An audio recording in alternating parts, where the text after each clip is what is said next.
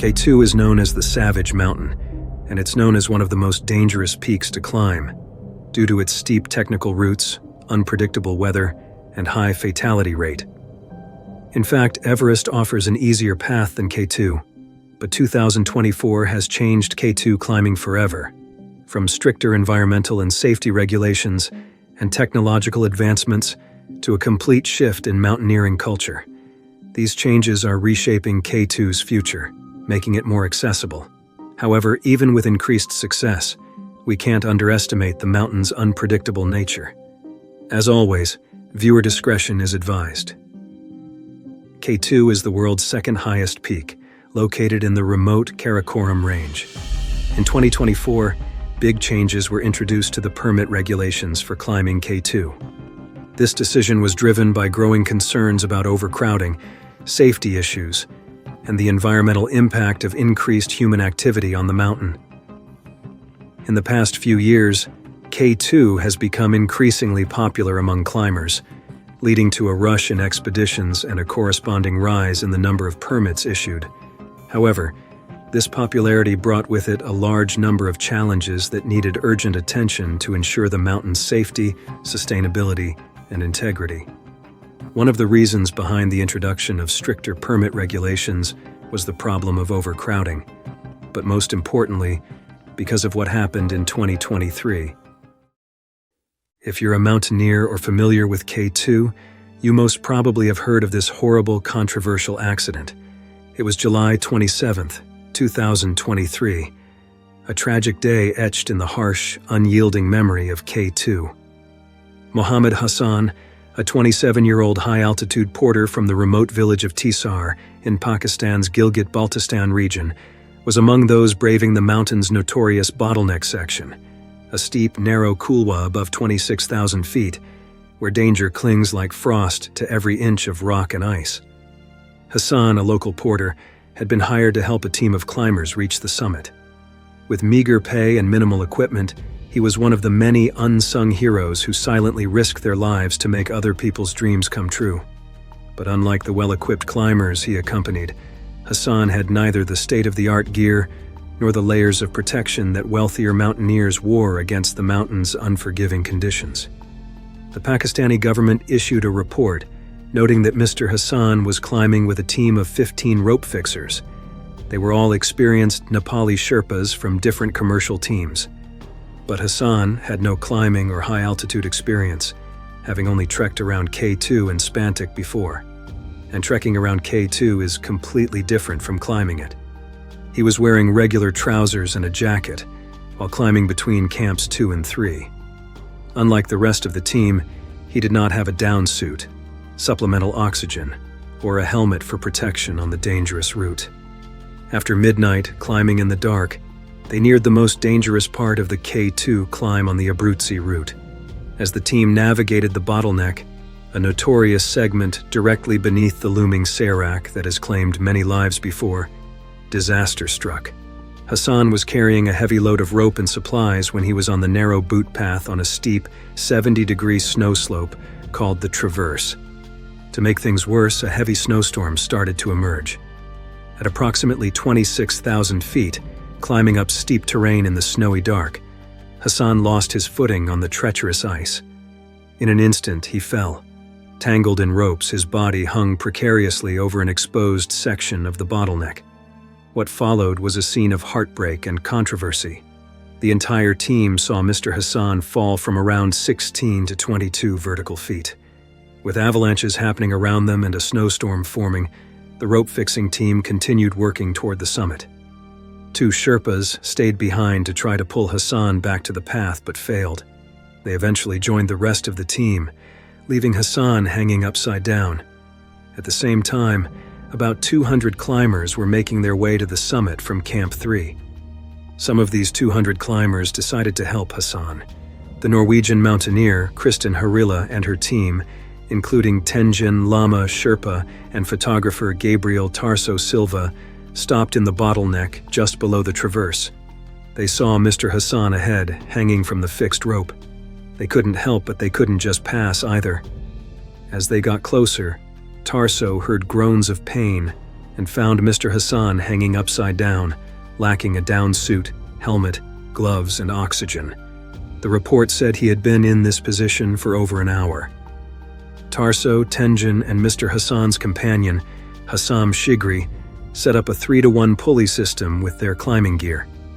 It is the classic mechanical advantage system used by rescuers. With complete empathy and a work team, they eventually got him back to the boot path. Harila and Tenjin left to investigate an avalanche that had hit the rope-fixing team, leaving Tarso, his companion, and another Sherpa from 8K expeditions with Mr. Hassan. The report mentioned that Mr. Hassan's abdomen was exposed to extreme cold, which, combined with his upside-down position, led to severe fluid buildup in his body, reducing his chances of survival. Tarso noted that Mr. Hassan was hypothermic and likely had broken both legs in the fall. Despite the fierce snowstorm, Tarso tried to save Mr. Hassan's life. He shared his supplemental oxygen and provided gloves and warm water, but Mr. Hassan became unresponsive. On top of that, the storm made it hard to communicate by radio. While Tarso worked on him, other climbers passed by, asking to move aside so they could continue. I don't know what it is about the mountains and mountaineers, but we always hear these stories of people passing by a climber dying or injured without any mercy. Tarso, running low on oxygen and not used to the high altitude, was at serious risk of dying if he didn't find more soon. The nearest source was a Sherpa from their larger team at Seven Summits Treks, who was higher on the mountain carrying an extra bottle. As Tarso left Mr. Hassan behind, he reported, looking into his eyes, now with almost no sparkle, I realized that perhaps there was no more hope for Porter Muhammad Hassan. Muhammad Hassan died early in the morning. The report includes a detailed list of needed changes to the long-standing climbing regulations. It acknowledged the impact of Mr. Hassan's death on his family and recommended that local authorities provide compensation to them. Although not mentioned in the report, it appears that Mr. Hassan used his own money to buy gear and joined the rope team to earn extra money to support his family of 4 and his mother, who has diabetes. The report also stated that the Layla Peak Expeditions tour operator broke several regulations by not providing the right equipment for the high-altitude porter, HAP, hiring an inexperienced high-altitude porter, and failing to provide the required insurance. As a result, they have been banned from operating in Pakistan for 2 years. Gabriel Tarso received an appreciation letter for his efforts to save Mr. Hassan's life that night. Mr. Hassan's case has shocked the mountaineering community, and humans in general. His story wasn't just about mountaineering. It's about a motivated person who didn't even think of his own life to treat his family, another who cared about humanity more than his goal, and a whole system that needed to change. Mr. Hassan's story is just one of the reasons that the rules are now different and stricter. You see, unlike Mount Everest, which has a well-established and regulated route, K2 is famous for its extreme difficulty, unpredictable weather, and dangerous terrain. Despite these challenges, the appeal of climbing one of the world's toughest mountains has grown, leading to a sharp rise in climbers each season. This increase in climbers has caused severe overcrowding, especially in tricky areas like the Bottleneck and the Abruzzi Spur. These sections have narrow paths and technical climbs, making it hard for many climbers to pass safely. The overcrowding at these critical points has raised the risk of accidents, delays, and even fatalities, as climbers are often forced to wait for hours in freezing conditions, exposed to avalanches and falling rocks. These delays can be dangerous, as they expose climbers to the harsh conditions of the mountain for extended periods, increasing the risk of exhaustion, hypothermia, and altitude sickness. In some cases, climbers have been forced to wait for hours in freezing temperatures, unable to move forward due to the number of people ahead of them. This congestion not only heightens the physical risks, but also creates psychological pressure, as climbers become anxious about their chances of reaching the summit within their limited time frame or before the weather changes. Safety concerns have also increased with the growing number of inexperienced climbers attempting K2. As more people showed interest in climbing the mountain, climbers with different skill levels joined the crowd. This rush of less experienced climbers has led to more accidents, injuries, and rescue missions, putting heavy pressure on local guides, rescue teams, and the limited resources available at high altitudes. The need for more rescues not only put climbers' lives at risk, but also endangered the rescuers, and that created a dangerous cycle that needed to be addressed. To solve these problems, the government introduced new permit rules in 2024. This changed how climbing expeditions on K2 are managed. The Pakistani government worked directly with international climbing groups and local stakeholders and implemented several key measures to reduce overcrowding, improve safety, and minimize environmental damage. One major change the government made was cutting the number of permits issued each season. Authorities set a strict limit on the number of climbers allowed on K2, significantly reducing the number from previous years. We don't know the exact number of people who were allowed to climb K2 this season because Pakistan doesn't share that information. But news reports say around 175 people were given permission. Around 50 people successfully submitted this season. For example, the Imagine Nepal K2 Expedition 2024 team, consisting of 8 international climbers and 10 Nepalese Sherpas, successfully reached the summit of Mount K2, the world's second highest peak, on Sunday, 28 July 2024. If about 50 people actually made it to the top, that means only 28% of the people who tried to climb K2 were successful. That's pretty low, even for a mountain as difficult as K2. This limit was meant to control the number of climbers, ease congestion in critical areas, and lower the risk of accidents due to overcrowding. By reducing the number of climbers, the authorities aim to create a safer, more manageable environment on the mountain, allowing climbers to move more freely and avoid the dangerous bottlenecks that had caused delays and increased hazards in the past. Along with cutting the number of permits, if that's not enough, the new regulations set tougher requirements for climbers wanting to get a permit. Now, if you want to take this expedition, you must prove you have previous high-altitude experience and show your technical skills and fitness. This change aims to ensure that only skilled and experienced climbers are allowed on K2, reducing accidents and the need for rescues. The new rules also require that all expeditions include certified guides and support staff to enhance safety and provide expert oversight. To stop the environmental impact, the new regulations enforce stricter waste management. Climbers must follow a leave no trace policy, meaning they must carry all waste, including human waste, off the mountain. Heavy fines are imposed for non-compliance, and climbers must pay a refundable deposit, returned only if they bring back all their waste. The rules also call for more frequent cleanup missions to remove debris from the mountain, involving both local and international volunteers to help restore K2's environment. While these stricter rules are important for protecting K2's environment, they have created new problems for climbers. Think about it. You're already struggling with the high altitude that makes 5 steps feel like 500, and on top of that, you have to carry all your waste, including human waste, up and down the mountain. That extra weight makes the expedition even more difficult. The requirement to pay a refundable deposit for waste management has received mixed feedback, with some climbers worried about how practical it is to enforce these rules in such a remote and harsh environment. Additionally, although fines and penalties are meant to discourage rule breaking, they might not always work well in the challenging conditions of high-altitude climbing, where enforcement is tough and resources are limited. I mean, we've already discussed a number of illegal expeditions in this channel before. But while these regulations aim to improve safety, reduce overcrowding, and protect the environment, they also led to some challenges and unintended effects. One immediate result was a drop in the total number of climbers allowed on K2 each season. This reduction increased competition among climbers and expedition companies for the limited permits, which drove up the cost of climbing. As a result, the price of expeditions soared, with some agencies charging up to $69,500. This surge in costs has made it harder for many aspiring climbers, especially those from less wealthy backgrounds or countries, to afford the climb. This could limit the diversity and inclusivity of future expeditions.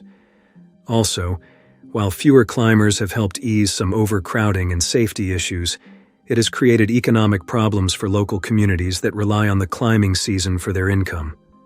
Many local residents, including guides, porters, and support staff, depend on the money generated from climbers each year. With fewer permits and fewer expeditions, these communities face reduced income, raising concerns about their long-term financial stability and well-being. Another challenge was the increased paperwork needed to get a permit under the new rules.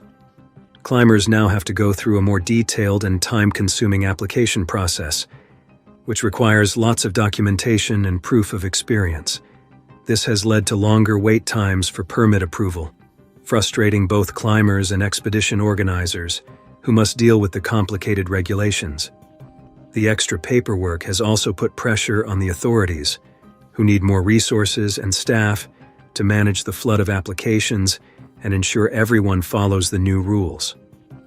While this rule makes climbers' lives a bit harder, this next one makes it up for them: the development of new technologies in 2024. This was mainly driven by the desire to reduce risks and enhance the overall experience of climbing K2. One of the most significant technological advancements has been the introduction of real-time weather forecasting tools. In the past, the unpredictability of K2's weather was a major factor contributing to its high fatality rate. Sudden storms, high winds, and avalanches could strike with little to no warning, catching climbers off guard and often leading to tragic outcomes. Only experienced guides and Sherpas could look at the sky and tell you what to expect.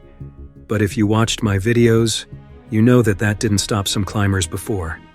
To avoid these risks, meteorological agencies, in collaboration with private tech companies, have developed sophisticated weather forecasting systems specifically tailored for high-altitude environments like K2.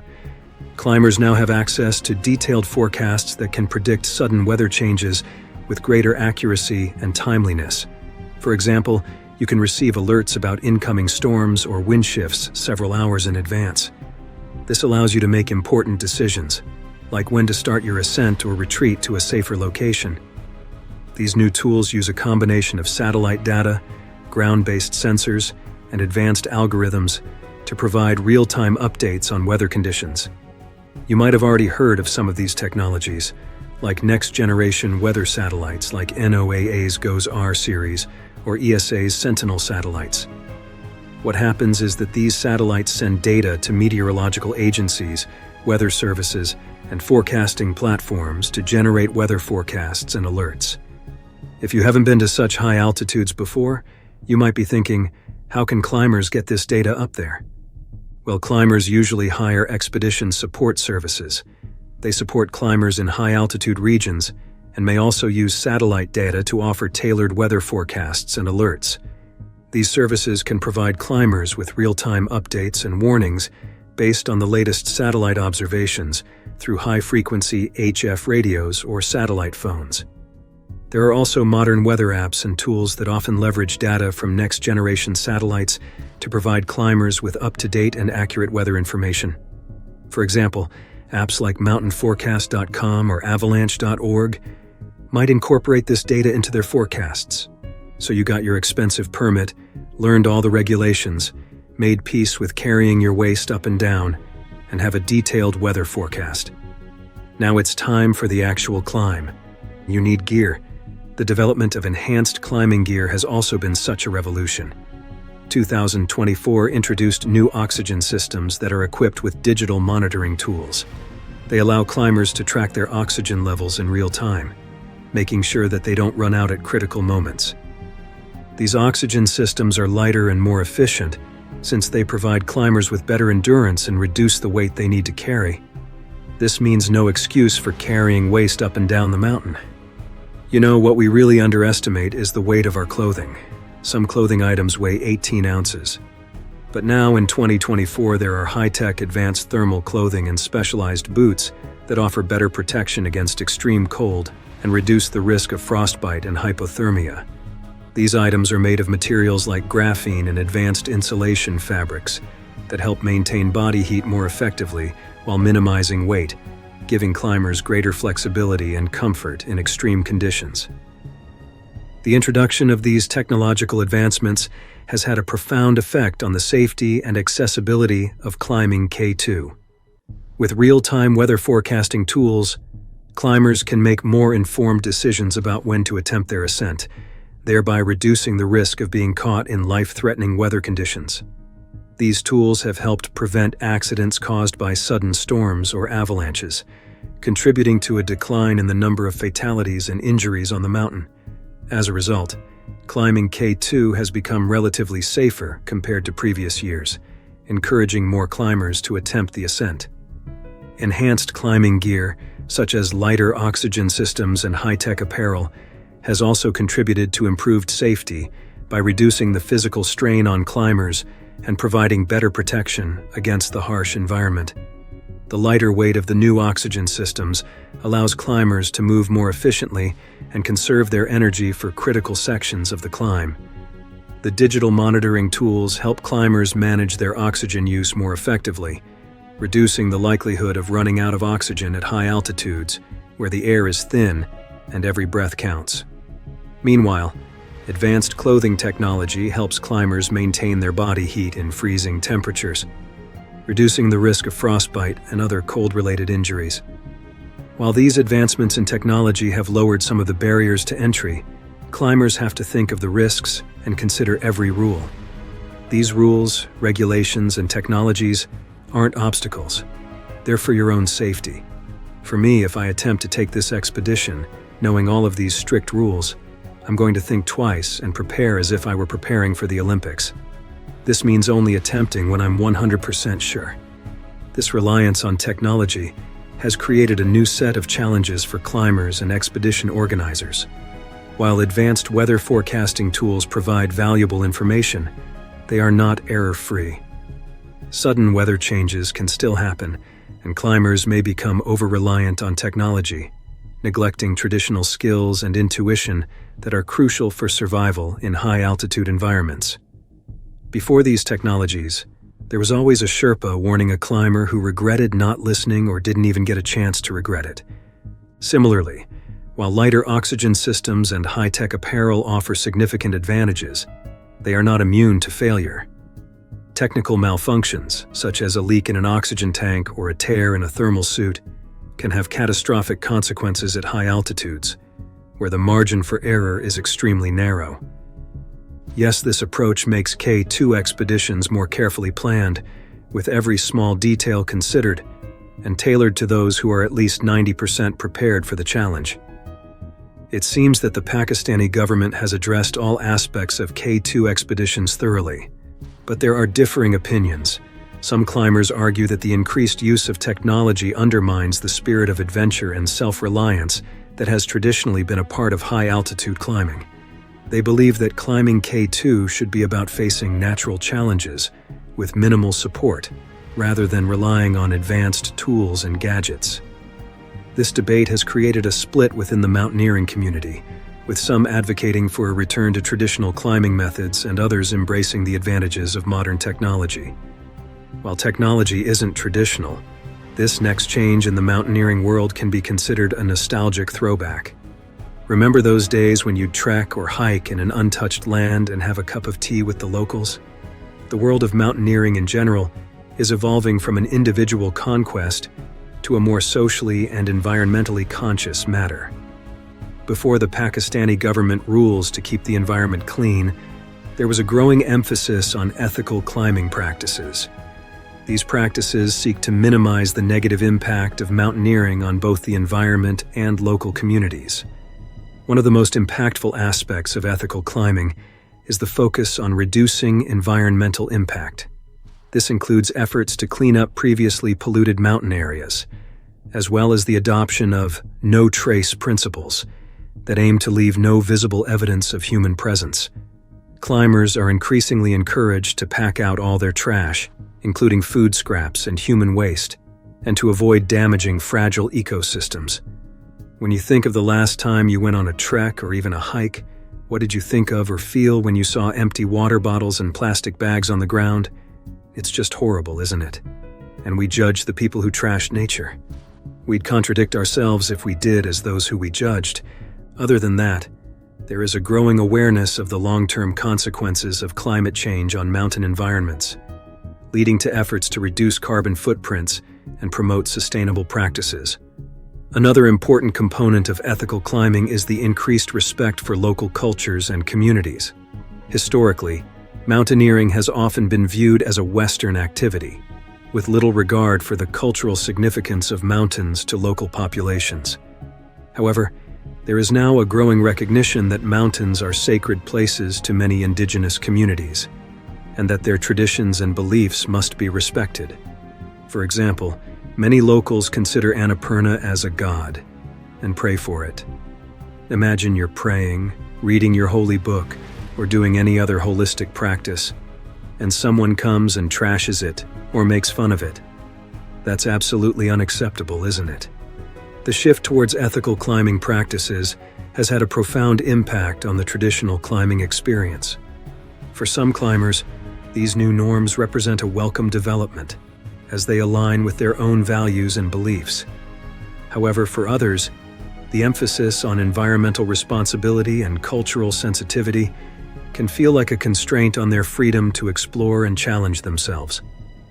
Some may argue that the pursuit of ethical climbing is at odds with the spirit of adventure and risk-taking that has long been associated with mountaineering.